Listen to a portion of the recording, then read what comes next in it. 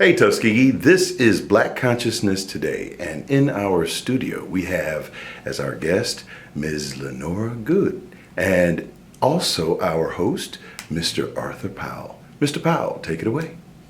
Thank you, Mr. Producer.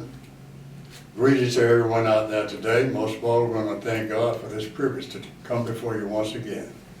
And as we come, we hope that you're listening with a sincere ear and that we may say something that will motivate you, that start you to thinking, that you might accept our invitation to come and sit with us at the table, that we can fully realize the power of Black consciousness, the power that we have within the Black family, that we can move ourselves upward by investing in ourselves.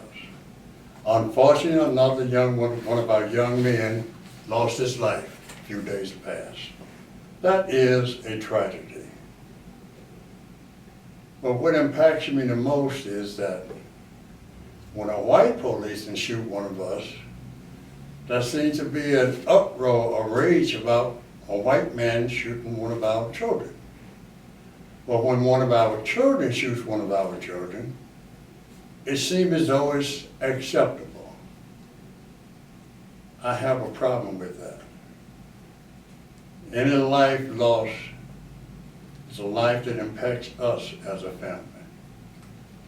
And I think we need to pay more close attention to ourselves, how we conduct ourselves, how we treat each other, how we disrespect each other.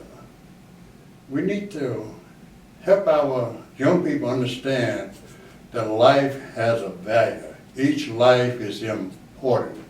It should be cherished.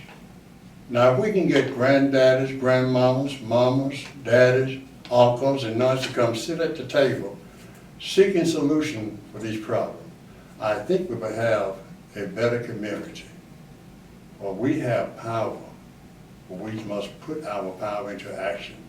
And it's between you and yourself to make it in your heart, in your mind, to decide you want change. Every life is precious. Your child could be the best child in the community, but you might get a knock on your door one night at midnight, and it's the police with sad news. There is no guarantee. The idea is we have to instill a spirit throughout the community, among our young people. Our old folks as well, we need to make some changes. So come, let us sit at the table. If you don't want to come sit at the table, hit us up on Skeeky181 hotmail.com. You don't have to come. You don't even have to give your name. But raise your question and we try and respond to it on air. But we need your input. Most of all, we need your presence at the table. Now we have Sister Goode here today who has done some things in the community. I want to let her tell us why she took the initiative to do what she did in Greenfolk, I believe it was. Okay. Hello, everyone. My name is Lenora Goode, and my husband is Kenneth Goode. And I have 3 sons, Aaron, he's 27, Robert's 32, and William, who's 37. I've been in the Tuskegee community for 19 years. My husband, if you want to say, rescued us from Texas and brought us here. When I got here, we were coming from a military background. And in that kind of environment, it's all about teamwork makes the dream work. And that's what we've always been and do. When my husband met me, I had already been 5 years as a single mom, and I was married to my boy's dad 19 years, okay, when I met Ken. And it was important for me to meet a man who would set the example for my sons. My ex-husband told me, if you don't get a handle of those boys, you're going to lose them one day. And that was my challenge. I thought about it and I said, Jesus, let me take these boys and I'm going to find me a man. I'm going to pray that you send me someone to help me raise these guys. I don't want to get emotional. I'm emotional because I appreciate, and excuse the tears, the blessing that God sent me with giving me a great Alabama man. I have found that in Alabama, All right? And ladies, let me tell you something. You all just don't know how much of a blessing that you have here. You need to get behind these black men. There are some very good black men that are here in Alabama that are willing to step up to the plate and assist you and help you. You need to put yourself aside, okay? And go on ahead and allow them to do what is necessary in order to help you raise these young men. You need examples. You know, they say that behind every great man is a great woman. You need to be that great woman. There are some awesome women that are here, that are strong women, that think that they can do it by themselves. But without that other element, like the Bible has set it up for us, the man is still the head of the household, not you. It's okay. A lot of people see me being independent because my husband allows me to be independent. He feels that I'm competent enough to have that position, okay? Because he saw that what I brought to him with my sons when he met me was that I had control over my boys. Now when I say boys, well at that time they were young men, I call them men now, because they're great, they're in great shape, because my husband has assisted me in, doing the rest of the work, okay? Men know men. Men know how to make men. Men know, my husband tells me all the time, you can't tell me what to do with the guys and the men, because I'm a man. So I have to sit back, you have to listen and keep your mouth shut, and listen to a man. Women know women, and we all know each other. And men know men. Ain't that right? Amen. So, with that being said, the Green Fork Park thing, I had just moved into Green Fork, and the park was ridiculous. I was overgrown with grass. It was taller than me. I'm 5'10". They had mattresses, dirty mattresses, all kinds of paraphernalia that was in that park. They had profanity on that little building that was out there. We got out there and I said to myself, I kept telling my husband, this is ridiculous. Those kids are driving by on that bus every day and seeing that mess. And don't the people in this nice neighborhood care? So we took off on a Sunday because we believe we're going to church every Sunday. That's another thing. You got to have Jesus and Christ in your life. You have to set the example because children learn what they live. So if you're not going to church, okay, and you just going to church and you're not taking the kids with you, then you're not taking care of business. You ought to stay home until you figure out how to get those kids to go to church with you or whatever you have to do to be that higher being or that higher being, whatever it is what you believe in, okay, to bring those children in. With that being said, we cleaned up the park real quick. I'm going to tell you about this. And then one thing led to the next, and now it's where it's at right now because you have to also stay focused and stay on those projects that you get yourself into because then you see single parents and all kind of kids and stuff enjoying and actually coming way across town just to enjoy that park. And that's how we got to the Greenport Park project. And we're going to take a quick break. We'll be right back. And we are back with Black Consciousness today. Ms. Goode, we were talking off camera. Very spirited discussion we're having here. Please give us some more insight about this family unity and how all of this comes together in the spirit of Black consciousness. Okay. Again, as I was saying, what the park was, it kind of set the foundation, okay, of what needed to go forward. My husband, he's from Tuskegee, from Alabama.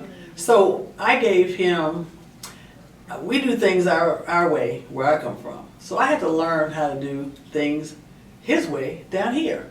So he was like, okay, this is how this is going to work. We're going to go ahead and do this thing. We're going to set the example, Lynn, because down south, if I get a vehicle, somebody's going to get the same vehicle. If I clean up my yard, somebody else is going to clean up their yard, okay?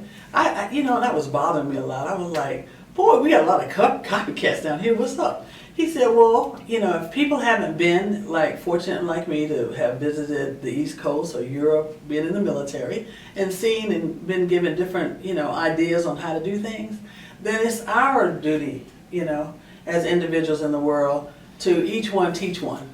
Okay, and that's what I'm really, really harping on that.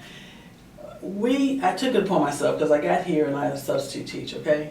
And this young man, you'll see him running around working with me all the time. I have raised him since 8th grade pretty much. I call him my godson, to put it nicely, because he is my son. And God sent him to me. So instead of saying my community son, or something like that, or just somebody else, the neighbor's son. No. This person was going through some changes and some issues at home, and he didn't have the support, of mom and dad. And I have divorce in my family. A lot of people have separation, or some people just never have had the opportunity to ever been in a married, type of a setting with children. So I said, well, here's my concept. If each of us get, let's say, a riding lawnmower, and we put it in our house, and all the senior citizens need work to do around the house, and this is how we started off. And we only have limited jobs here at Tuskegee, right? So with that being said, I said, well, I tell you what, I'm gonna put a little change in his pocket, and that's gonna help him and his family. And if he's trying to have gas in his car, or transportation, or something like that, then this is gonna keep him from breaking into people's houses and stealing. This is gonna make him feel good about himself. If this child, and this young man, if he needed we got it. We mentored him, and my husband talked to him. And a woman, a man, an older person, a senior citizen. In other words, children nowadays need to have somebody that they can confide in, that they can trust and tell anything to. I insisted on my boys doing that with me, because if they don't get it from me, then they're going to get it from the street. They're going to get it from that gang member. They're going to get it from wherever they can get it from, okay? And I didn't want that. I am so upset about the black male population in prisons. I mean, I just can't. That is just unacceptable. I mean, if people knew how passionate about that, and I didn't want my sons to be a victim of that. That is very offensive to me. And if I could take it all the way to Washington, D.C., let me tell you something. This is ridiculous. Guys, like you're talking about, killing each other. Let me tell you something. Black people are so smart that the system and the history, the Willie Lynch syndrome and that, was set up for us to eliminate each other. If you don't know anything about Willie Lynch and the Hayti, and what happened at Hayti and Black Wall Street and those kind of, get out your history books and see how awesome we really are. I tell all these young black men especially, you guys are the kings and we're the queens. The system has set it up for us to eliminate each other. We don't need the system. We have ourselves. You don't realize, black folks, how strong. We're the ones that made America. We're a part of it, okay? And everybody's been trying to take it from us, and I tell my sons that. That's why I push with them entrepreneurship. My oldest son, he was in the military. He went to Afghanistan and Iraq. He was a combat medic. Now he works in Arlington, and he works at the VA now, the VA rehab. He did 10 years. Okay, that was great for Will.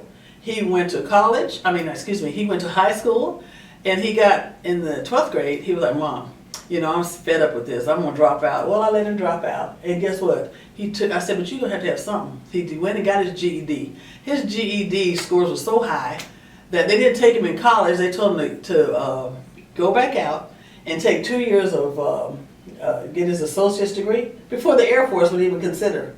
But he proved that. So sometimes you have to let your boys with guidance do what they want to do, okay, and be who they are. Don't take away their identity, okay, because I don't believe in mama's boys, okay. Mama's boys are great in Alabama because some of them are cool, but some of them are men. You have to also have that man in there as well, okay. Mamas, you can't not control your boys. I had a mother. She's from she's Creole and they in Italian. So those folks, they believe in controlling their boys and their sons.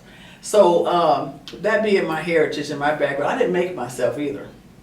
So I observed my mom and saw where her mistakes were with my two brothers, because they were straight up mama's boys. Okay, they even had to go to my mom to choose which woman, and now that both of them are not married. That's ridiculous. I have my boys do it. They bring me a girl or girlfriend or woman that they're with. That's their business. I don't have to live and do whatever with them. And y'all know what I'm talking about, okay? Because my husband my husband I have now, they said he tell me stay out of it. Let the boys be boys and let them do their thing. Because I know what my husband likes. He likes me, okay? I don't know what your flavor is or anybody else's flavor is, but that's what it's about. You have to respect everybody's mind and conscience, even if that's your child, okay? They are individuals. but you have to just guide them, and you have to give them that. And I'm real bad on giving them what the Lord says, what thus says the Lord. But I don't shove it down their throat either, okay? Because they still have to go out there into the world. We all partied and did our thing back in the day. I know my parents allowed it. But yet, my dad was my best friend. Okay, and I could go to him on any little thing. I'm talking about the most secret things. My boys come to me with the most, if they have some issues with women or their own sexuality or whatever, they don't feel uncomfortable talking to me about it. And that's the kind of friendship that you have to develop with your children.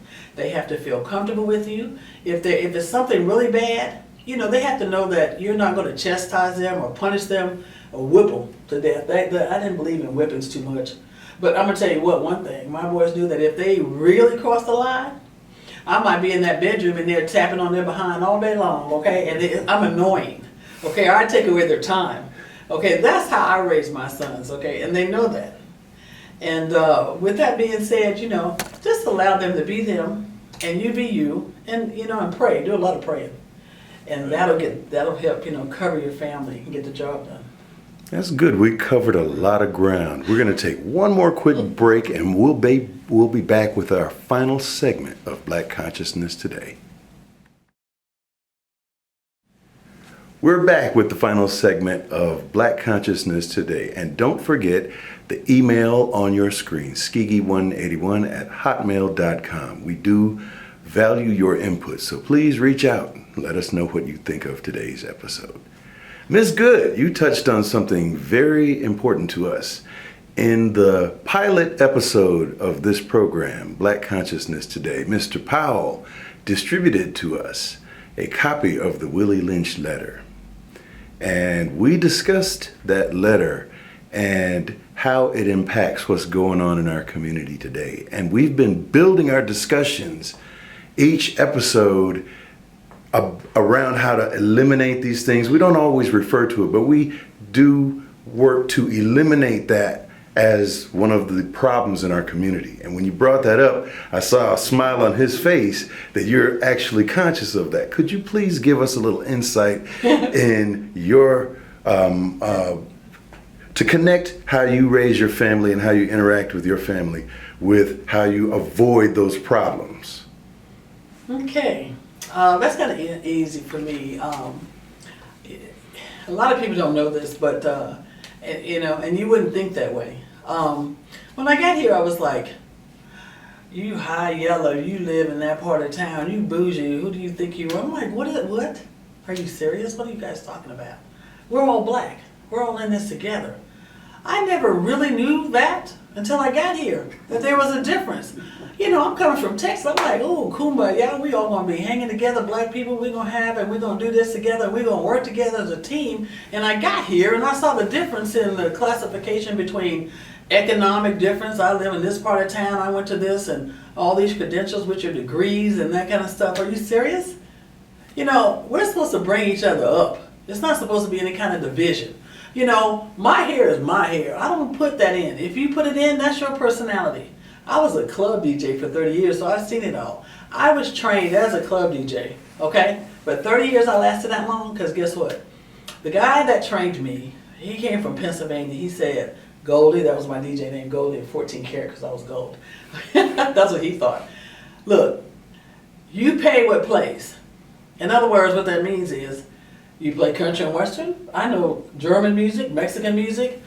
It's about diversity. It's about accepting all ethnic groups across the line.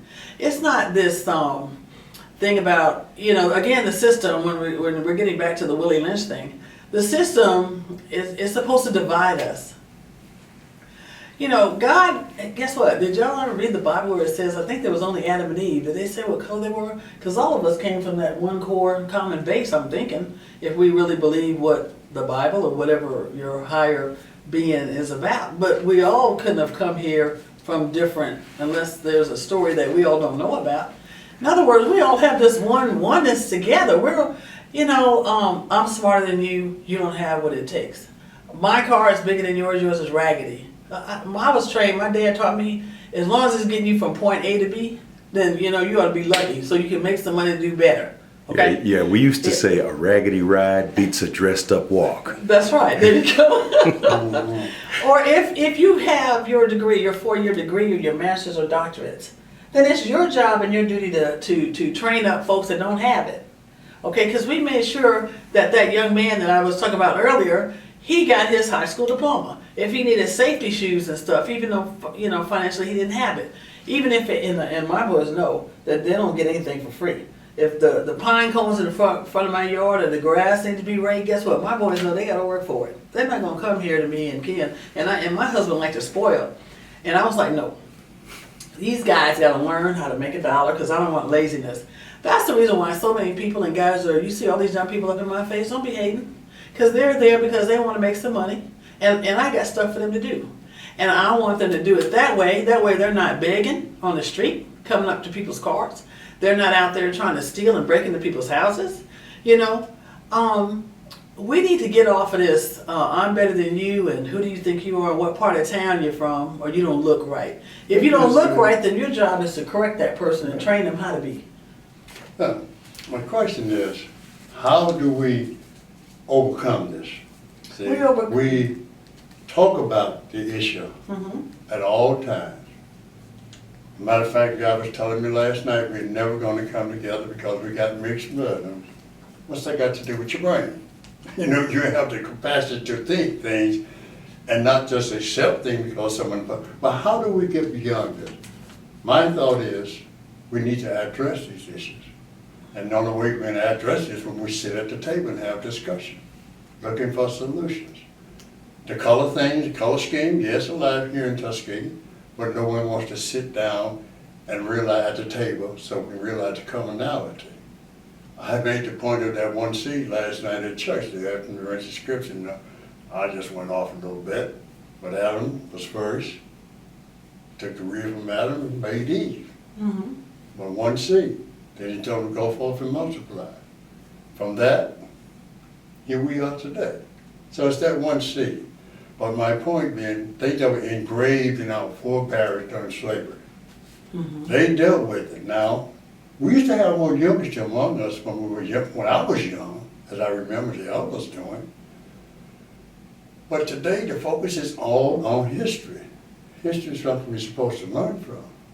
So have we learned a lesson? I say no, because our professors, the intelligentsia, they have the same mindset. So when are we going to be able to sit at the table, look at these issues, how we treat each other, how we mistreat each other, how we take advantage of each other, and realize that Tuskegee, Macon counties, basically in the situation it is today because we do not want to, I use that word, we don't want to overcome that mentality because many of us benefit from it. But what are the good people? The good people, those who supposedly believe in Christ. Those who get up on Sunday morning and talk about all that love and stuff. When am I going to be able to send out an invitation and invite them to a meeting? They'll come, we sit at the table and address it. I'm looking for solutions. See, we know the problem. So we need to find solutions. Talking about the problem, you have some good solutions because we should embrace our young people. I suggest we set up what I call a reconciliation committee or council, whatever you want to call it, where we actually look in ways and means to deal with our young people, also let them have some input so we can get that build. We call it redemption. So us old folks, man, we got some bad habits we need to redeem ourselves from, okay? And then we need to learn how to forgive. Some of us need to forgive ourselves. I know a lot of times I have to ask the Lord to forgive me and forgive me because I do some things. And one more point I want to make, it's not always the individual. We speak of the powers of darkness, principalities, the spirits of evil. They're alive. They are real. And as you say, having Christ in your life and looking toward that higher power who keeps us all alive, we need to focus more on that as a family, because God is a family man. And he punishes his children. And he's already told us now, in the end, In the end, if you continuously disobey me, you continuously mistreat each other, the damage you did to that one you call a scrounger, well, that was the same damage you did to me because he's my child too. Mm-hmm. So spreading that spirit in the community so that wherever our children go, they have a parent, they have an uncle, they have somebody who's going to show them a little bit of love. Mm-hmm. I hung out with some of the guys this man, they gonna go out there. I said, I just go down. Opportunity is one thing. I grabbed one of those fellows, real cold shirt, and man, I can feel them melting like butter. Yeah. You know what I'm saying? So we have this fear.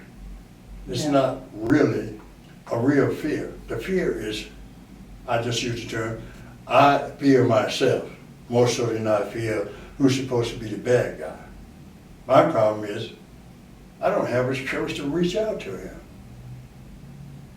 So it's in my mind, I plan to see that that young child, my child, is gonna do me bodily harm. So I don't show him love. Mm-hmm. So the invitation still stands. We need people who will come. When we have a meeting, invite you to come, sit at the table. Solutions.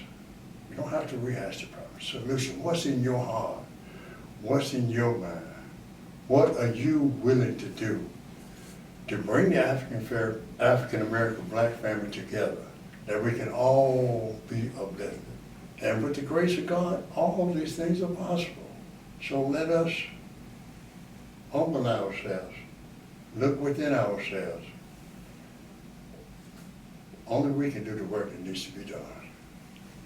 And on that note, we will put a bookmark on this conversation. As always, please reach out to us at skeegee181@hotmail.com.